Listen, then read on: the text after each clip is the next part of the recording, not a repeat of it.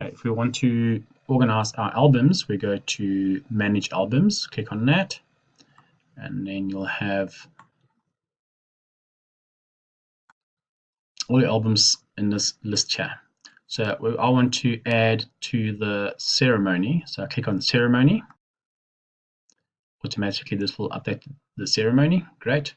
And then these are all my galleries, and I'm going to click and drag all of them just to the left, which means under ceremony, all my galleries are listed now. Update. And that's one album done. So if I go to another album, let's say Celebration, you see I've already got these galleries added. Okay, thank you.